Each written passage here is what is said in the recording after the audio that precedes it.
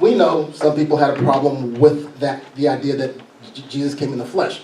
But it wasn't the idea that God came in the flesh that they struggled with necessarily at that time.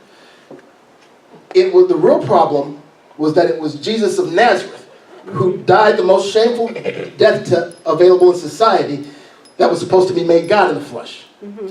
That messed with people's heads. It wasn't that God came in a body necessarily that was troubling, because there were cultures and spheres of influence that believed that gods could take on human form. Zeus was fabled to have come in human form to impregnate Alcmene, who gave birth to Hercules. But Zeus went back to Olympus. Zeus didn't get hung up on a cross. It just doesn't fit the way that gods are supposed to. So it's not just Jesus coming in the flesh, but did this Jesus who you're talking about got crucified on a cross? That doesn't make any sense if he's a God. How does a God get strung up on a cross and crucified as a murderer and shamed and beaten? And it wasn't that incarnation could not happen. They didn't have a problem with the idea of a God coming in a body. But if it did happen, it couldn't have been the way that the apostles were running around telling people it did. And it couldn't have been that carpenter's son. It couldn't have been Mary's little bastard child. It couldn't have been that guy, and if it was that guy, there's no way he died the way he did. Not up on a cross, betrayed by his own people, denied by his own disciples. That doesn't make sense for a God in the flesh.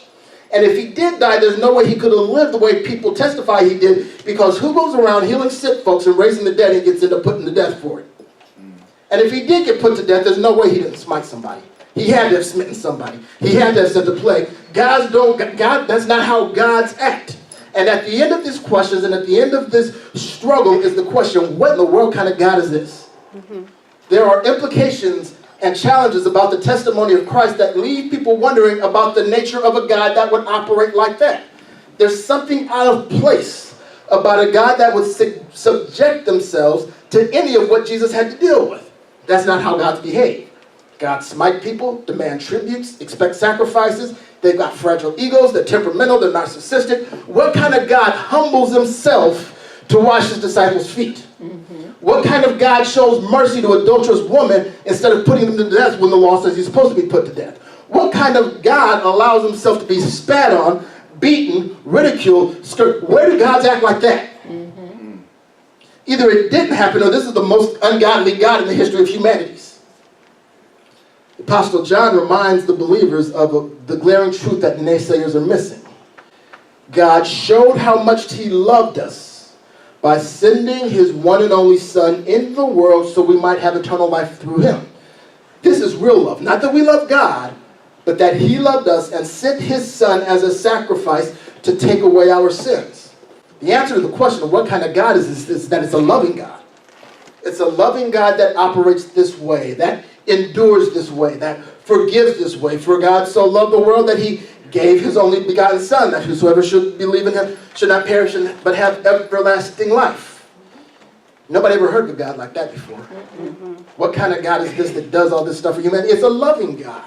And the reason y'all can't see it is because you don't have the capacity to see it. We'll get there in a second. Let me not get ahead of myself. But the revelation of a God who loves like this was every bit as ridiculous then as it is today.